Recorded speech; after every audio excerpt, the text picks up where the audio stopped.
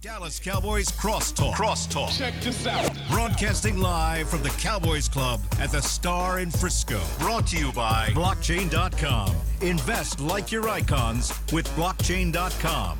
The National Medal of Honor Museum. Discover the National Medal of Honor Museum and witness real people, real stories, and real courage.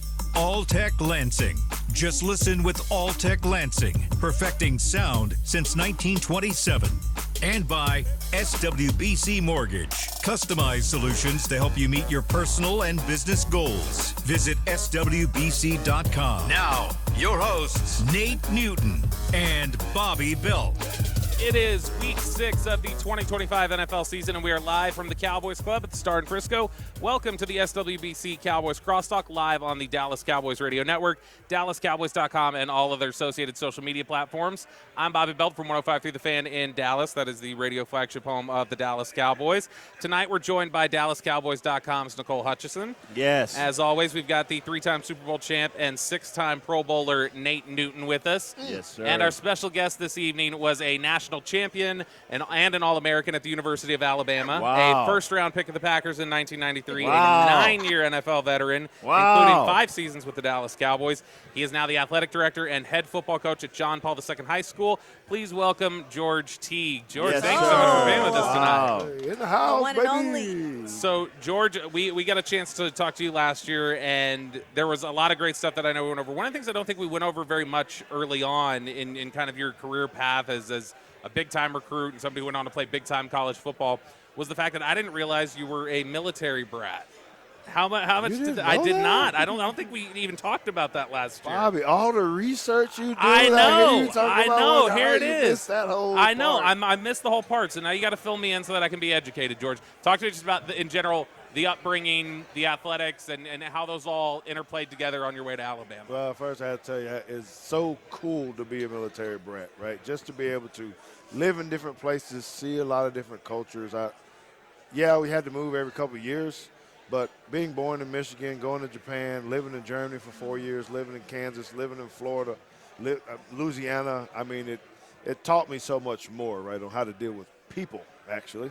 But the experiences that I had to be able to be overseas and see a bunch of different cultures was insurmountable, and what that did for me in my life is kind of cool. So it made it hard for the athletic path, Fortunately, I ended up in Alabama on an Air Force base there in high school, and that's how it started to trend to where I at least had the opportunity. But I almost missed it, Bobby, and you guys, because my dad, as soon as we got there, he ended up getting stationed over in Turkey. Oh, wow. But he and my mom talked and decided to let me graduate, not like all of my brothers. Some of my brothers graduated overseas. And I probably would have graduated over in Turkey, but my mom decided to stay back. And they kind of, he went and served, and I stayed there so I could finish high school in the state of Alabama. I think that's so crazy because I've been working with George, and I didn't even know that you were a military See, George, brat. none of us So- are. We're not covered. We got to get our bases covered here. Yeah, I mean, you talked about, you learned some different cultures. What was one of your favorite cultures that you learned? My favorite spot by far was being in Germany. Absolutely loved it. It was the longest time I was there, but Volksmarches, seeing castles, actually watching them sweep their streets on Sundays, it was just different. And plus, all right, here's another fun fact for you. I wanted to be Pele because I lived overseas, so soccer was my first sport. I actually played on a German team. Yeah, I was that good in soccer. I could not really speak it the way they did, but I had a love for soccer at the time, and it didn't change until I went to Alabama and I decided to play football. We've talked about this with a couple different guests before. It seems like a lot of the guys that we have come through here, we find out that they were multi-sport athletes. And you find that today there's some coaches and some individuals who encourage you to just stay on the one path of football or stay on the one path of this sport. And it seems like universally the guys who make it to the league say, no, don't do that. Play other sports, develop other skill sets, things like that. How much do you think the soccer, I know you did some track, how much do you think those aspects of what you did in high school helped to get you on the path that you need to go on for football? Yeah, it played a big part. I mean, I was involved in everything pretty much. I wanted to be a baseball player too, but I found out I was afraid to stand around the plate. Curveball started coming, I couldn't handle it. You know what I mean? But being multi-sport, and I say this as a coach, man, you got to do it. I encourage it. You learn so much more. Your body moves different. There's different types of conditioning. There's all type of things that happen with it. So playing soccer, playing basketball, you know, up until 9th grade was probably really good for me too. Kind of see that I wasn't tall enough and I couldn't jump high enough like some of those guys, but I was very fortunate to be able to play multiple sports growing up. You know, it's something where you talk about how you were able to go ahead and graduate high school in Alabama. When your parents were making that decision and they were coming to a difficult decision specifically for you to let you finish out, how much of it for them was just about, well, the academics and the ease of getting out of school versus they recognized your potential athletically and they were trying to fast track that? Was it just about the school aspect and, hey, let's let him run this out? Or were they saying, no, he's got something potentially special here, let's let him see this through? Both, but probably more the athletic side. So my brother graduated from Germany, like I said. You know, he was a very good football player, but he might have been better than me, honestly. But he didn't have the opportunities for that. And so once it came to that, and I think they saw some of the athletic ability. No, I know they do. Another story, because I wanted to play soccer. My mom, Nate, said, no, sir, you're not going to play soccer. You're going to go play football. And she talked to me about, hey, your size, your speed, what kind of position do you need to be? And she said, forget the whole soccer thing. Go out and try to find your spot on the football team. So I went. She said, well, it sounds like you need to be a defensive back. And so I went Mom out. had an eye. Look at that. Mom was a scout. So that's how that happened. But I don't know what it would have been like to try to graduate from Turkey. You know, Adana, Turkey, as a matter of fact. That might have been a little far stretch when it came to my athletic and academic prowess. Before you went to go and have so much success at Alabama, did you ever look back and say, dang, like, I don't know if this is the right decision for me? Did you ever have any moments like that? Never. Never. I didn't. I love being competitive. Look, I had 6 older brothers and 2 older sisters. Ooh. There was always a competition, and I was the youngest. So I was the one always getting hit in the face with the ball. That's how I learned how to be a defensive back. I had to bat it down all the time because they were just chunking at me, you know. So it was just ingrained. Everything we did was competitive. Flipping coins, how fast can we drive, who could do the dumbest jump or whatever it was. We were like that. So it was just, once you got in the competitive mode, I knew I needed to try to succeed. So you was the baby? Yes. Yeah. Youngest of 9? Yes. Wow. 9? Yes. Wow. See, I'm second oldest of 9. This is 2 weeks in a row because we had Darren McFadden last week. He had 12. Right. So we got 9. This has just been a big family collection. I got to There's ask a question. 5 of us. So, I'm the only child. Oh, my goodness. No. Wow. You spoiled. Look at Right, that. you spoiled, right. What is it? I don't know what this is. What is it about kids who come from big families that when they see an only child or they hear about an only child, they're like, oh, this person. Because you never had to fight for food. You never got to fight for a room. A bed. Never had to fight for the television, the radio. What are we watching? Yep. You know, you don't have to deal with any of the big brother or big sister stuff where they try to put your thumb on you. 100%. Thumb on you. That get you under their thumb. So this is I got a question for both of you guys because I feel like every athlete I talk to has some sort of story like this. You just made a reference to your brother, who you said may have been a better football player than even you. Yes. You two both. Who is the best football player you ever either played with or saw across the field that we wouldn't know who they are? Who was the guy that you're like, man, that guy was something different? Talking about high school or college? High school, college, whatever, where it's just like that guy was special and just he didn't have the opportunities or the breaks that needed to go the way to get him to where he could have been at that level, but that's somebody I was certain was going to make it to the next level. Oh, yeah. I would probably say, and I'm drawing a blank on his name, but I played with him in high school, and forgive me for it. But he was a tailback at our school. This dude was unbelievable. He really the reason why I decided not to play tailback outside of my mom, this kind of deal, because he was big, he was fast, and it just seemed like something was always going on, and he wasn't able to make it. to get to the next level where I thought he would have been. We had a lot of guys on our team, George Thornton.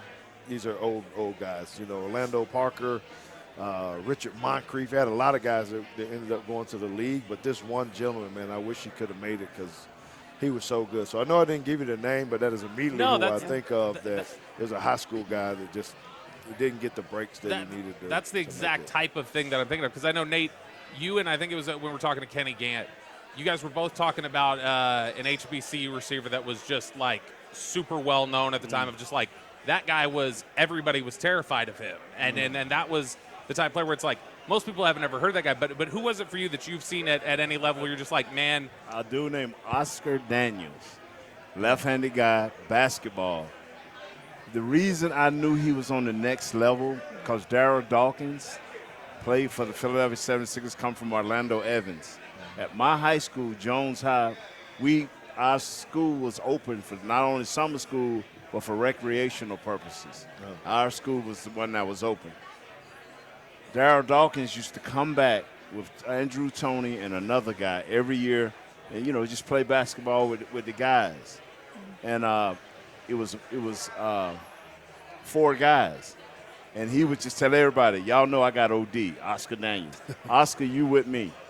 And Darryl Dawkins, them were dominating everything. But if the game got anywhere near close, which it never really did, he was like, OD taking the last shot.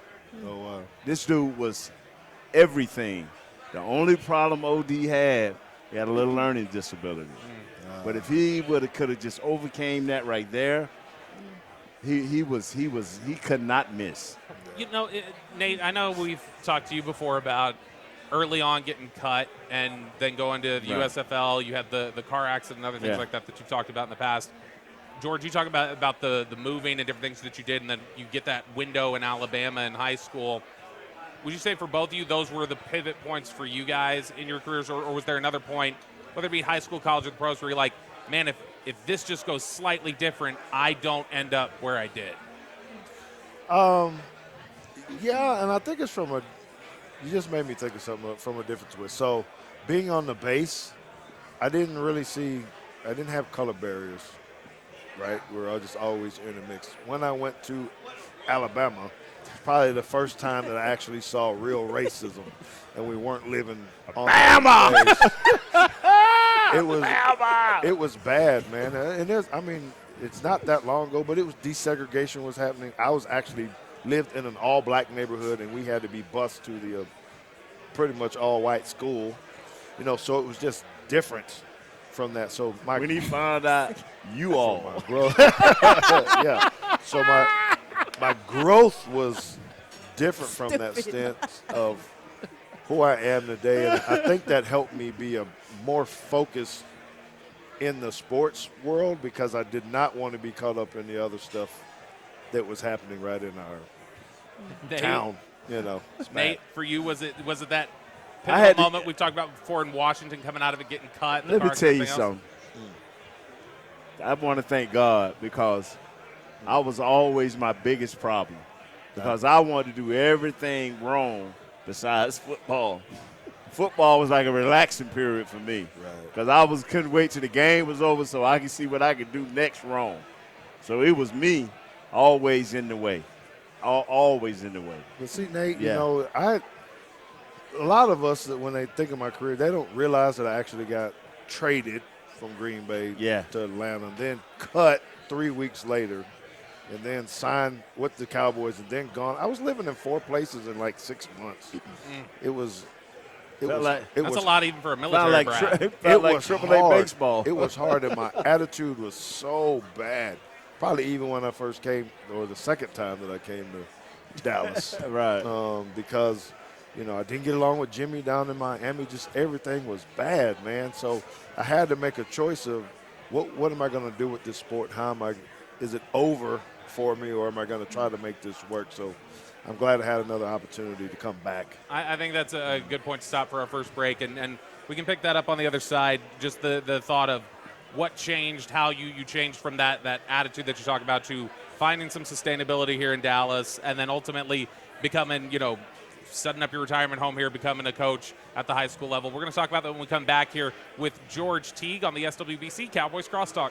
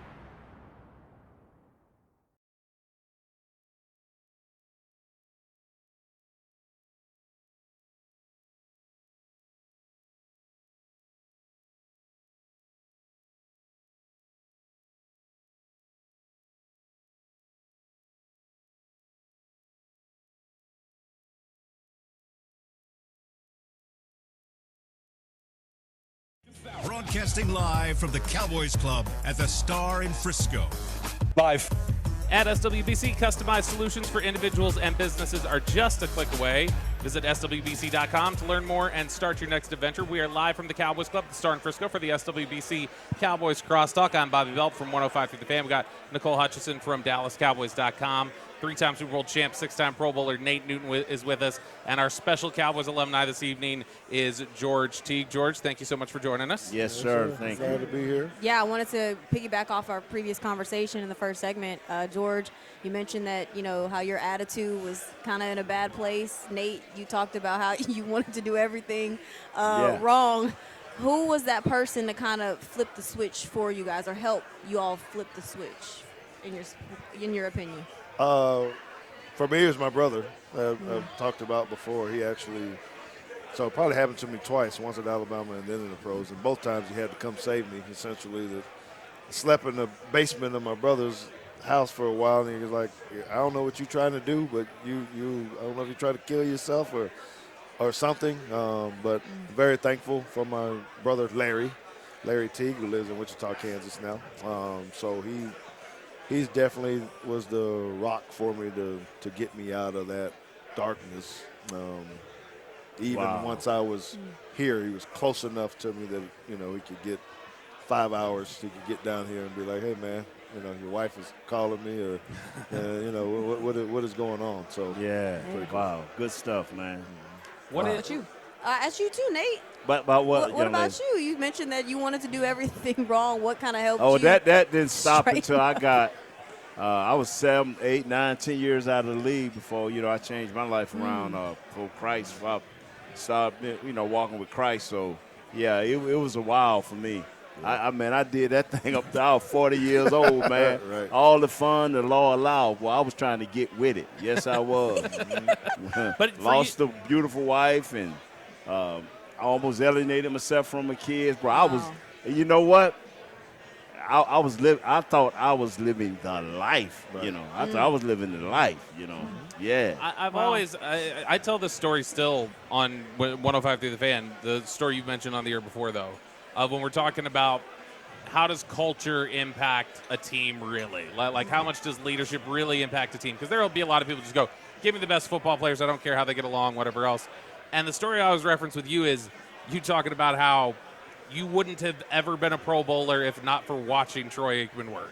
Where you saw Troy Aikman and the standard that he set, and that you were like, I can't let his work go to waste because I'm not doing what I'm supposed to do. When you have great players around you, and then they care about winning, and you have a person like Charles Haley. Charles Haley was my difference maker. Yeah. He came in and he said, man, your first 4 or 5 games of the year, we watch you in San Francisco, and boy, you knocking folks out, you balling, you doing this. Then I see you later on in the year, you done gained weight, you okay, but you ain't the guy we saw at the beginning of the year. And we set up a regimen, started working out, and then that's when it dawned on me. I'm looking at Troy, I'm looking at Emmett, I'm looking at Mike, and these guys are working their behind off. They got a purpose in life. They know where they want to be, barring injury. So, when you're around good people, solid people with purpose, and then you get a young man like Charles Haley, I don't want to call him a bad name, but he was a good idiot. You know what I'm saying? Right. And he drove me, him and Tony Tolbert. So when working became a habit, I started working instead of drinking all the time and partying all the time. I spent some of that time working towards my craft, and it took me to a new level. Wow. We talked to Rocket Ishmael last year, and Rocket was talking about the very first game he played, the 99 season opener against Washington. It was the 21-point comeback. The big bomb. And Rocket was talking about how he dropped a pass in the first half, and Eric Williams just walloped him on his side, and he's like, I'm not kidding. My whole half was numb for the rest of the game. He's like, when I caught that pass, I was numb still. But he said that it struck him. He said he still remembers standing in the huddle and just kind of looking across and being like, the standard with these guys is different. Yep. And the accountability is different. Like, there's a feeling here and an expectation from other players that you don't normally feel around a football team. And Rocket was almost 10 years into his career at that point. Rocket had played big-time college football. And so it's not like Rocket was just walking into an NFL locker room for the first time. George, you got here a little bit earlier than that. You were here in 96, and then the second tour was started in 98. And so you were here a little bit earlier than Rocket was on that first one. But was that something that stood out to you as well when you kind of finally settled into Dallas, was just the camaraderie and the accountability from other players? 100%, because it was totally different. As good as I thought it was in Green Bay, nice. It was different when I got here, and having a year in Miami. So I had a couple different places to look at it. And they thought they all have good traditions and coaches. But coming here, man, it changed. I'll tell you who hit me the hardest, I guess, was Kevin Smith. Most people don't talk about him enough. He actually helped me change the way I do my footwork.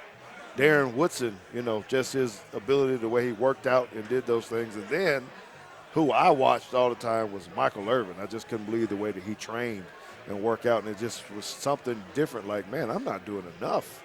I got to do more just because of the way these guys are working. And so I know that's how I ended up staying in, a league another 4 or 5 years, really, from just coming here. The sad thing about this, in this new world of we have to like everybody, we have to get along with everybody, even when they have major faults.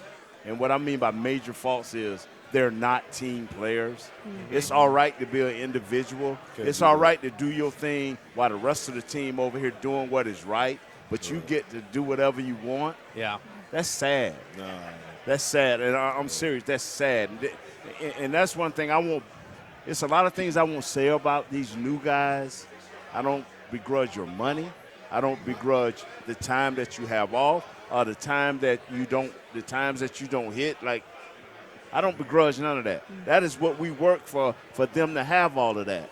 But what I do begrudge you is when you're not a team player. I have no love for a guy. I don't care how great you are. Even Lawrence Taylor knew when to show up.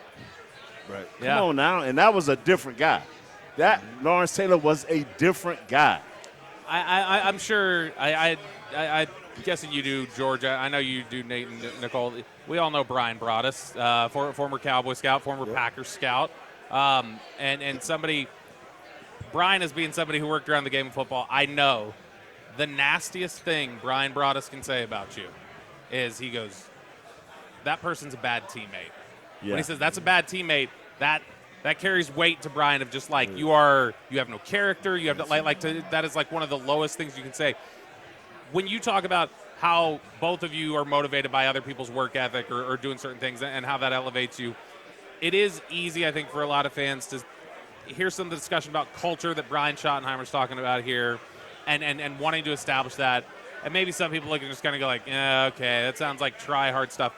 Why does culture and that work ethic and stuff, why is it so contagious, and why does it make a difference at such a high level of athletics? Bobby, I think when you say the word culture, people don't even know what the heck you're talking about. It's a vague catch-all. Yeah, culture, culture, it's the process. All these words, people don't even know what you're talking about unless you're in it and you try to see the changes that the coaches are making. So, to watch Schottenheimer specifically, because I am fortunate that I was able to sit in some meetings and watch what he's doing. Man, it's back kind of more what you're saying. What Nate is alluding to of trying to do things together. Simple little things of competing together, shooting basketball, doing all of the stuff before the meetings, those kind of things. Those are difference makers because it pulls people together, So there you go, the man. culture is super, super important of what that really looks like, because there are a lot of teams that talk about their culture. Maybe they have a lot of talent, but it's not put together right because there's individuals. There's too many little pockets. The success that I've always seen on every good team that I've been around, the ones that you study. Whether they liked each other or not. Man, they found a way to get it done together. They're hanging out together. They're eating together. They're listening to music together. They're doing whatever, praying together, all these kind of things. And a lot of teams miss that. You say, how can they have so much talent and be so sorry? It's typically because of that. And that has to be driven by the coach to say, no, we're going to come together, and the staff. Because your staff can be part of your culture problem, too, if they're not put together, right? And the head coach has to monitor all that, and it's hard. It's hard to do. So culture is just vague. I wish there was something else we could say so people actually know what it is. How did you guys handle, because I'm sure you guys played under multiple coaches that have a different type of culture, and luckily the front office hit with Shotty in terms of their culture, but how did y'all handle the transition of maybe one culture wasn't as good as the other or vice versa? One thing about culture, and like you said, it's so vague, but the culture that we thrived on, even him at Alabama, because I knew that I watched y'all at Alabama, was discipline. And it's rules and discipline that gets you going in the right direction. And Jimmy would tell you, he's a great player.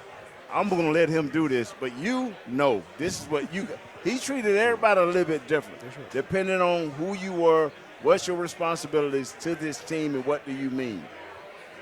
But he had a core belief in certain things that he wasn't going to let slide. You had to pay a price. And so – When I look at this type of this, you know what? It just upsets me. You say, well, it gets in there what he's talking about with coaching. Little things like, right, whether you come to the meeting or not, on time, who lets you slide? Do they just kind of, you're 2 minutes late, or are they expecting you to be there 5 minutes early and sitting down and ready for when coach comes in? The team out working out. The team is stretching for a game. You come out there 15 to 20 minutes late. Yeah. Not a coach say anything. you're missing a bus, you're doing things, and you see it all around the league, and that's where you can see where coaches are super important. And I'll give you an example of a guy who did this, and we love him to death. I saw him get left by the plane, Mike Irvin. I'm serious. Left by the plane? Coach said we just took off, left him. Because that was Mike M.O. He was coming not late to practice, but late to a game. Yeah, late to a late to a plane, take off, charter. So he had this craziness about him, but never to the field, never to a meeting, because Mike promoted this before Coach Johnson even got there. When Coach get here, it won't be this, it won't be this, it won't, you know what I'm saying? Right. He promoted that. He gave Coach a list, cut these guys. You can cut these guys right now. I'm being honest. Yeah, no, I've heard Mike talk about it. He talked about it in the Netflix documentary. He said I was keeping track. I had a list for him of these guys are losers. These guys don't care. These are the guys that got to go. I'm like, Mike, was I on the list? Coach? No, big fella. I looked out for you. Your name was a little faded in a razor. Changed your mind, maybe. Yeah. All right, let's keep this conversation going a little bit as we then also talk about what occurred last Sunday in a big victory over the Jets. Brian Schottenheimer's return to New York. A great opportunity. Victory. A good victory. Great victory for guys who had to step in. Good victory, Nate says. He's underlined it. We'll talk about it when we come back here next on the SWBC Cowboys Crosstalk.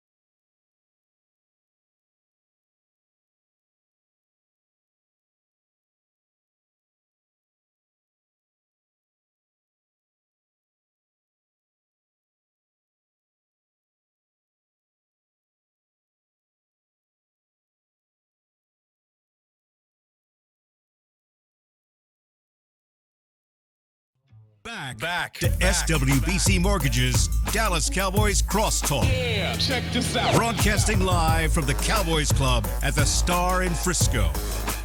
Want to use what the pros use? Jack Black is the official men's skincare brand of the Dallas Cowboys and Mickey Spagnola. Visit getjackblack.com today. Big fan of Jack Black. Mickey Spagnola was a couple weeks ago. Could not say enough good things about it. We are live from the Cowboys Club at the Star in Frisco for the SWBC Cowboys Crosstalk. I'm Bobby Belt from 105.3 The Fan in Dallas. We are live on the Dallas Cowboys Radio Network, DallasCowboys.com, and all other associated social media platforms. We've got DallasCowboys.com's Nicole Hutchison with us. 3-time Super Bowl champion, 6-time Pro Bowler Nate Newton is here, and our special Cowboys alumni guest this evening is George Teague. Thanks for being here tonight, George. Appreciate it. No. And now we've been talking a lot about culture and the effect of it and how that impacts actually wins and losses. Cowboys go into New York for a good win, Nate. Yes, sir. And one that I think for a lot of people, there was a time a couple years ago, if one offensive lineman was missing from this lineup, you were anticipating you were going to lose the game, and it was going to be hell protecting your quarterback. This was 4 offensive linemen. It was a preseason game starting lineup on the offensive line, essentially. Right. You're missing Kevontae Turpin. You're missing Miles Sanders, who's one of your blitz pickup guys. You're missing CeeDee Lamb. And they go out there and have a really strong day offensively. I guess just both of you, will start with George, and then we'll go to Nate. Some of your takeaways from this game, and I guess my centralized question for it is the ability to weather things like that, next man up ideas and sort of those things, does that go from just a slogan to a practice when the culture, since we don't have a better word for it, when the culture is right?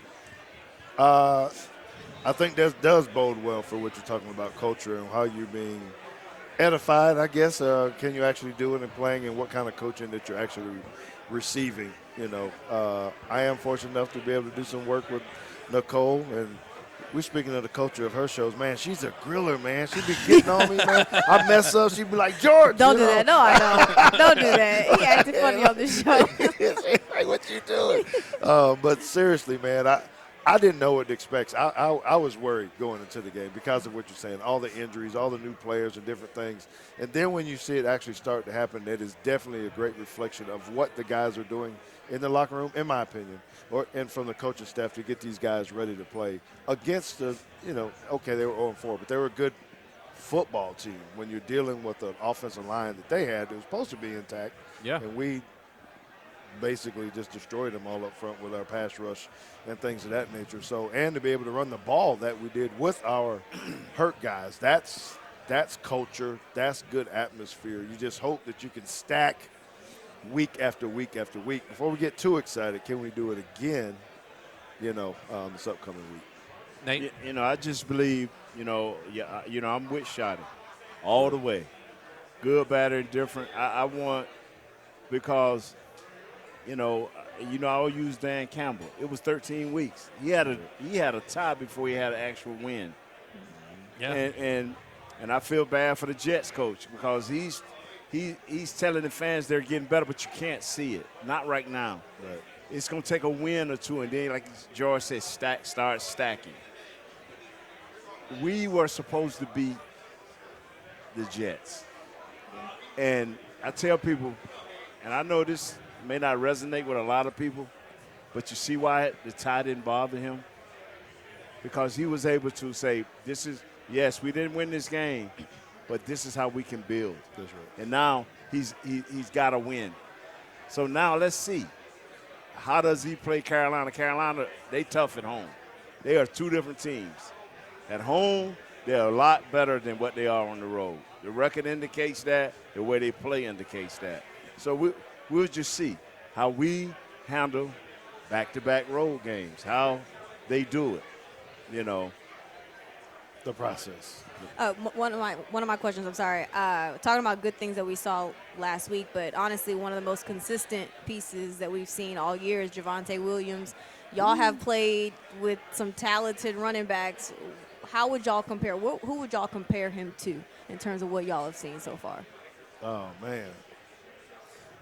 Okay, so I don't want to get too. So this is the way I look at it. I don't want to say I actually compare it to him. Okay. But it makes me think of someone that I played against, right? And that was Terrell Davis, right, from the Broncos. Because this guy is physical.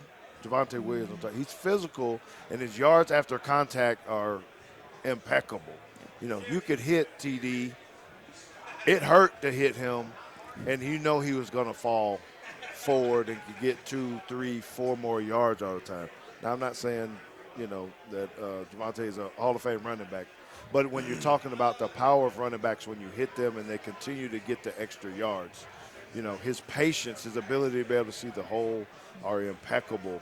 And everything I've heard and I do the research on and talk to about it, it is that experience with that when you add the way that we're blocking up front with the scheme that he's putting in, that it makes him a better running back than he maybe has been over the past couple of years. So, to me, I think it's the physical running style that makes him look more like someone like that for me.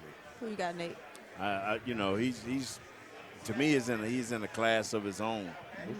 Okay. Zeke had that power like that punch like that. But Zeke, in his early days, Zeke could go 60. Yes, easy. Sir. This kid here may not can go 60, but if he gets a chance to tote that ball like 25 or 30 times, Get going. I think he can go 60 because the defense ain't going to want none of it. They don't want to keep hitting him. Yeah, they ain't going to want to keep hitting him. So a lot of guys don't run as fast when they say, okay, it ain't nothing but a touchdown. How much does it help for somebody when they're blocking like you, Nate? When Javonte Williams had a really great breakdown. DallasCowboys.com the social team did a really cool thing with him where they gave him an iPad and they just had him break down the 66-yard run that he had. And he's talking about the play and he's talking about, all right, I'm getting this block here. And he talks about, all right, he sees the pulling guard. And when he sees the pulling guard, Mike ends up chasing that because he thinks that's the gap. And he's like, I know instantly, this is going to be a big run. I don't know how far yet. But you see him on that run and he maintains balance through the contact. There are 2 or 3 different times he kind of pinballs off before he kind of breaks free and runs it out. How encouraging is it to an offensive lineman when you're thinking, man, if I just give him a little bit, he'll even fight through a little bit of contact. I don't have to block this up. I don't have to pancake every guy. I can just, if I give him some space, he'll take it. When we have a running back like that, we stay on the block. We don't, like the guy he spoke of with Denver. Yeah. That is the guy. If you just got a little bit on him, he going. This guy here, you stay on your block. You go through your block through the whistle because he is coming forward.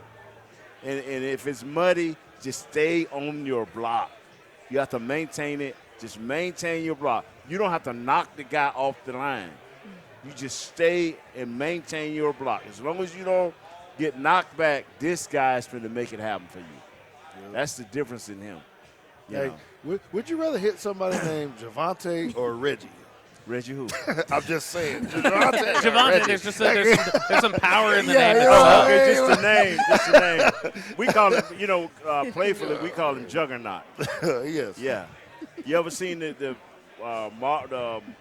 not Marvels, but whatever, the Adventures? Yeah. And then they go on to this truck and get this guy off when they was trying to get the lady off, and they just, and no, I'm telling you, I know what you're saying. And they say, who is this guy? They say he's the Juggernaut. And what does that mean? It's like once he get going forward, he can run through anything. I'm gonna get the name of that movie, man. I'm telling you, it's Juggernaut, bro. He can lay that head on you, bro, and it'll hurt you. Yeah, man. They headbutt you, man. They're running back something else now. Yeah. Let's talk about a little bit of the passing game. So Dak had another really strong performance in this one. Kind of the killer touchdown, the one to Pickens, when they've got man coverage with Sauce Gardner.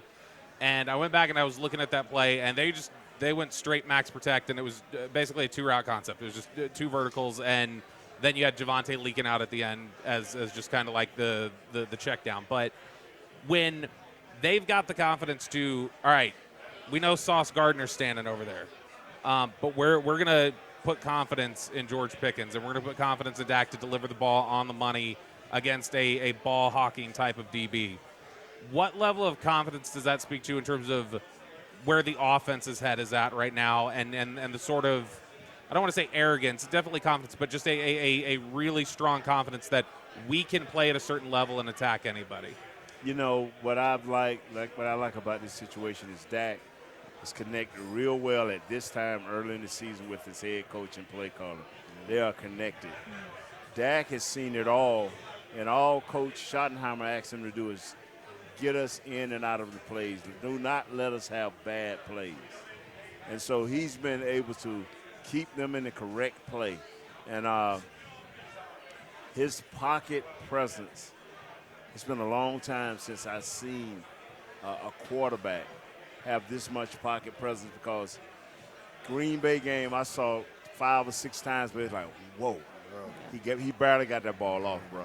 And I seen 6 or 7 times in this game, but it's like, oh, he barely got this ball. He is understanding where the ball needs to go.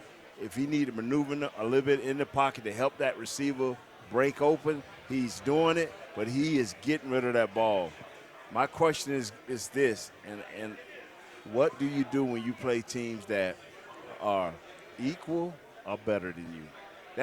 That is what I'm waiting on.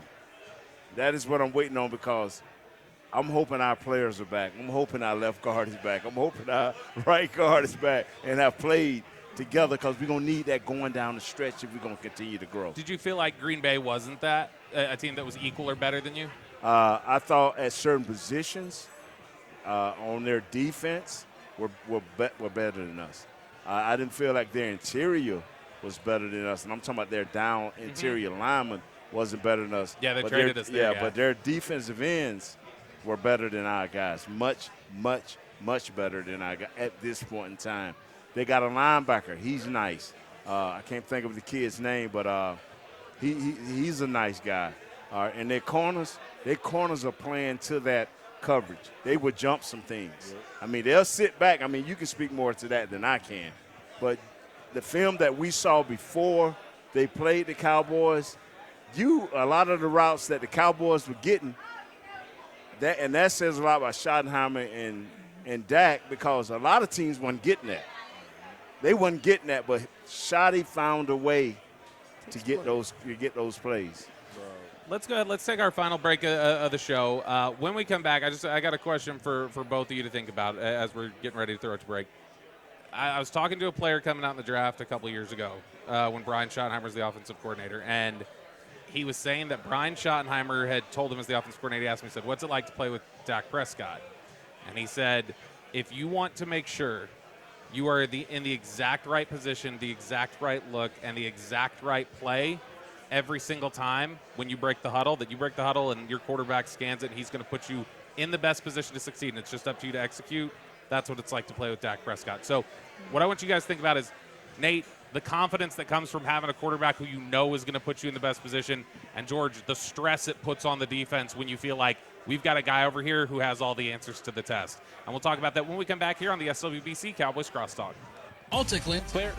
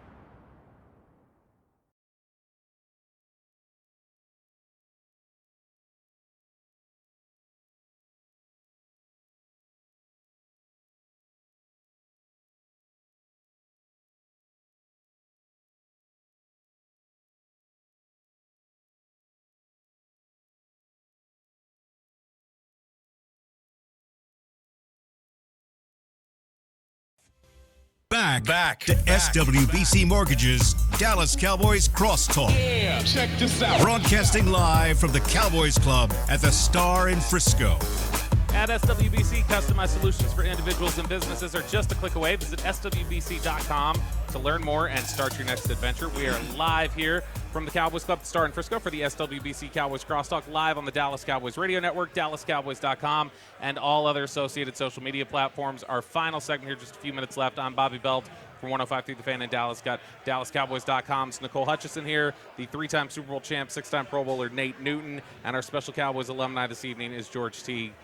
So right before we went to break here, I had asked you both about the idea of Schottenheimer has said previously that Dak will always get you into the right play. When you break the huddle and he looks at everything, he will get you into the right position. You just need to execute because he'll put you in the most advantageous matchup.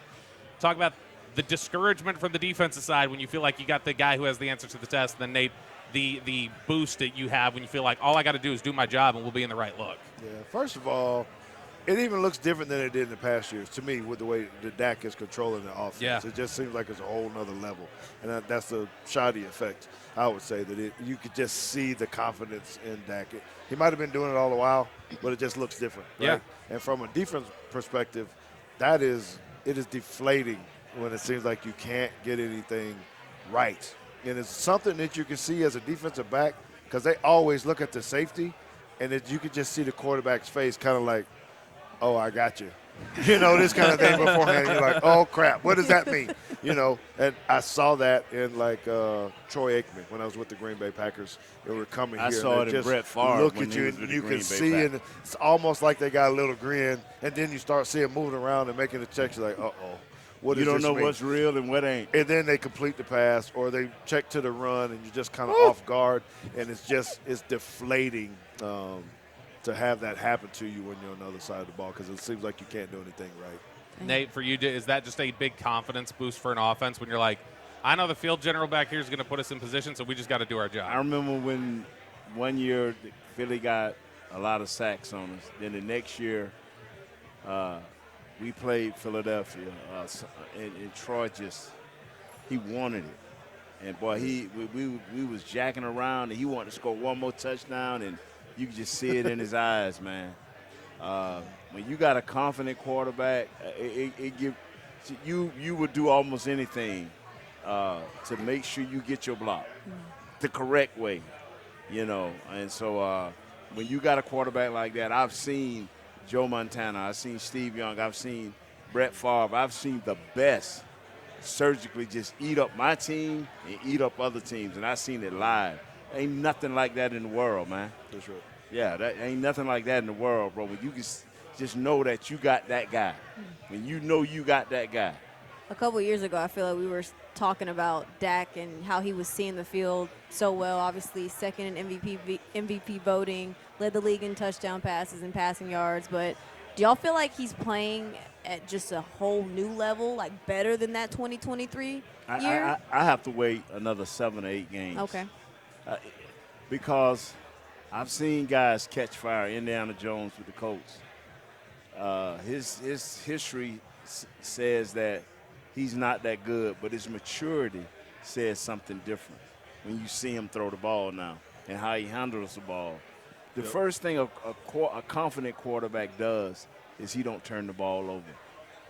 He don't. You know what I'm saying? He protects the ball, and so that is he's protecting the ball and he's protecting his offensive line. Trust me when I'm telling you that. Yeah. And I don't know that I have to wait to see it. I gotta wait a little bit. I think it's, and maybe it's that I'm looking at body language. It just looks different and feels different. Like I said, I don't know if it just seemed like his confidence in he was already doing it. Okay, I'm not saying that. There's a different presence. You can tell it. I'm a high school football coach, and you can see when your quarterback is trying to take over, talking to the lineman, doing something. You just know, like, oh man, this is good, without even, knowing what's about to happen. The reason I'm saying that, Brother T, and I'm agreeing with you, my heart want to say, yeah, he's on fire. But cautiously optimistic. No. It's some games coming, bro. Oh, there's some good ones. There's some games coming, and you're asking a guy, And we saw it with Cincinnati quarterback last year.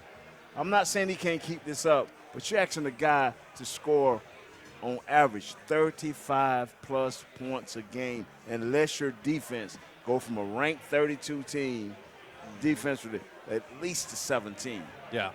That is what I'm basing it on.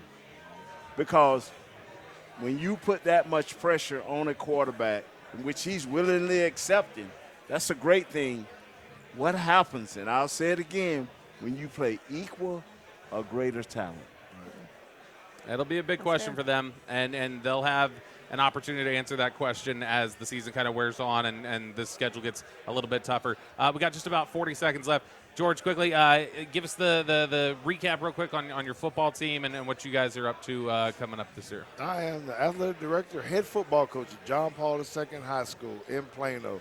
Love it. We got to get a little bit better. We're 500 right now, right? I'm happy where we're at, but we're building a program as well. Building. So I love just coaching kids and, talking football all the time.